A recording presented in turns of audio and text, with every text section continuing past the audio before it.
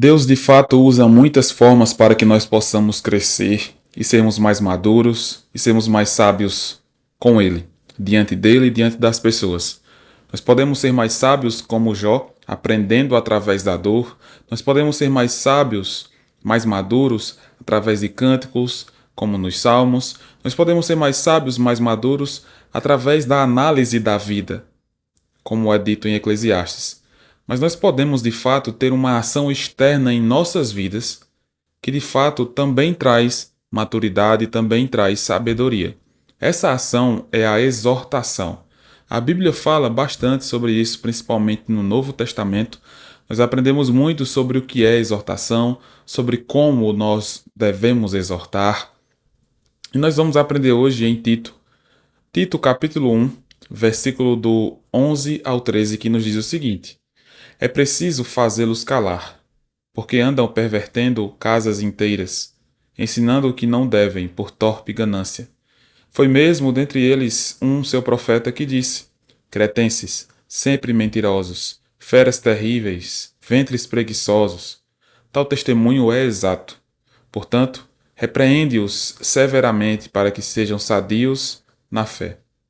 Aqui nós percebemos, continuando a partir daquela ideia daqueles da circuncisão, como diz no versículo 10, aqueles que são da circuncisão estavam tentando manipular os irmãos da igreja onde Tito era pastor, para que estes pudessem crer em certas coisas que não são o evangelho. Por isso que o apóstolo Paulo diz que a palavra seja o centro de sua vida, Tito, para que você esteja apegado à palavra e assim você tenha o poder correto para exortar, para convencer estes que são rebeldes, estes que são da circuncisão. E aí, continuando, é o texto que nós lemos hoje. É preciso fazer com que estes se calem. E aí não é calar a voz da pessoa simplesmente, mas é convencer, como é descrito no versículo anterior. Ensinando, convencendo, exortando e convencendo. E isso, de fato, acontece porque eles andam pervertendo casas inteiras. Eles estavam tentando tirar o foco do evangelho de casas inteiras. Imagine aí a comunidade crescendo, a igreja crescendo e existiam essas pessoas que estão no meio tentando perverter o evangelho, a visão das pessoas de Deus. Isso não deveria ser o, o que deveria estar acontecendo. Deveria ser justamente o contrário. Deveria haver uma união, uma comunidade ali crescente diante do Senhor. E é interessante que o apóstolo Paulo dá o propósito dessas pessoas, por torpe ganância. Eles estavam tentando perverter esses, manipular esses, para ter lucro de alguma espécie, de alguma forma. Então nós precisamos ter essa consciência que existem essas pessoas. E nós precisamos exortar essas pessoas. Se nós formos assim, nós precisamos ser exortados dessa maneira, a não ver as pessoas como simplesmente um meio de ganhar alguma coisa, seja financeiramente, seja em outras formas, mas nós não podemos olhar para as pessoas dessa maneira. O versículo 12 ainda nos diz: Foi mesmo dentre eles um seu profeta que disse: Cretenses, sempre mentirosos, feras terríveis, ventres preguiçosos. O apóstolo Paulo usa desse profeta cretense que trouxe essas palavras acerca desse povo onde Tito era pastor, e que eles faziam essas coisas, buscavam essas coisas. Tal testemunho é exato, o apóstolo Paulo diz no versículo 13. E ele ainda diz: Portanto, concluindo essa questão, repreende-os severamente. Exorta, repreende severamente esses. Com o propósito de quê? Para que eles sejam sadios na fé. Então, lembre-se, toda vez que você for exortar um irmão, toda vez que você for exortar alguém, lembre-se do propósito da exortação. O propósito da exortação não é simplesmente conformar aquela pessoa ao que você acha que é correto. Não é simplesmente julgar a pessoa. Oh, você está fazendo isso errado, isso, isso e isso. Mude, pronto. Não, não é assim. Nós precisamos compreender o propósito para que nós possamos usar as palavras certas, no tom correto, para que de fato nós possamos ser ouvidos e possamos ser usados pelo Senhor, com o propósito de serem sadios na fé.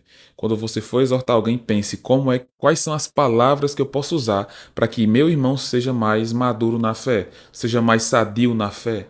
Não que eu vá simplesmente jogar gasolina no fogo, mas que eu vá de fato fazer uma diferença, fazer com que aquela pessoa cresça. É assim que nós devemos viver. Além disso, existem alguns textos que falam sobre exortação na palavra.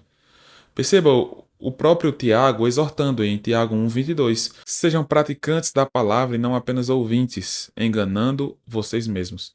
A Bíblia está cheia de exortações e nós devemos levar isso a sério. Além disso, 1 Tessalonicenses 5:14-22, o apóstolo Paulo começa dizendo: exortamos vocês, irmãos, a que advirtam os ociosos, confortem os desanimados, auxiliem os fracos, sejam pacientes para com todos. Tenham cuidado para que ninguém retribua o mal com o mal, mas sejam sempre bondosos uns para com os outros e para com todos. Percebe aqui o ponto central do que o apóstolo Paulo está dizendo? Estou exortando vocês para que vocês corrijam os irmãos, exortem os irmãos, animem os irmãos para que eles cresçam. Então o propósito é esse. Por quê? Pense nessa parte final que eu li. Tenham cuidado para que ninguém retribua mal com mal. Se nós simplesmente chegarmos sem uma palavra de sabedoria, sem medir nossas palavras, buscando usar a palavra do Senhor para de fato corroborar o que nós cremos que é de fato verídico, como é que nosso irmão vai nos ouvir?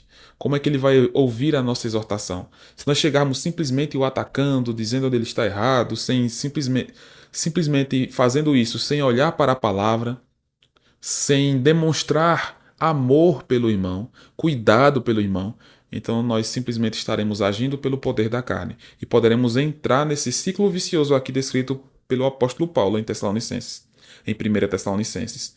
Tenham cuidado para que ninguém retribua mal com mal. Se nós começarmos a derramar o mal na vida do irmão, já caído, o irmão vai rebater com mais mal, e nós podemos rebater com mal, e o outro rebate com mal, e acaba se tornando uma bola de neve de pecados. Percebe as consequências de nossas palavras? Mas nós devemos seguir o caminho oposto, e aí nós podemos de fato ter mais maturidade e crescermos diante do Senhor. Perceba o que é dito em Gálatas 6, a partir do versículo 1. Irmãos, se alguém for surpreendido em alguma falta, vós que sois espirituais, corrige-o com espírito de brandura, e guarda-te para que não sejas também tentado. Percebe aqui? Se alguém for surpreendido em alguma falta, vós que sois espirituais, que estejais num estado de maturidade, de crescimento com o Senhor, corrige o irmão. Mas como é essa correção? Percebe que Paulo diz para Tito: corrige e exorta severamente. Mas essa severidade não é usar palavras simplesmente para dizer que está sendo severo porque eu sou duro e eu falo assim. Mas perceba o que é dito aqui também. Corrige-o com espírito de brandura e guarda-te para que não sejas também tentado. Dois princípios para nós quando formos exortar. Espírito de brandura. Espírito de brandura não é nós simplesmente falarmos manso ou algo desse tipo, uma palavra doce. Mas espírito de brandura é de fato estar firme no que nós estamos dizendo. Mas certos de estarmos baseados na palavra, não no nosso desejo inflamado de resolver o problema, não na nossa ira de tentar resolver o problema do irmão. E além disso, o outro lado da moeda, nos atentarmos para que não caiamos também. Nós devemos seguir assim, e aí poderemos exortar o nosso irmão, sermos exortados e crescermos em maturidade. Que o Senhor te ajude a ter pessoas assim que te ajudam a crescer, te exortando, te corrigindo, mas de maneira branda, de maneira corajosa, com palavras duras sim, mas com o espírito de brandura que só o Espírito Santo nos dá. Que Deus te abençoe.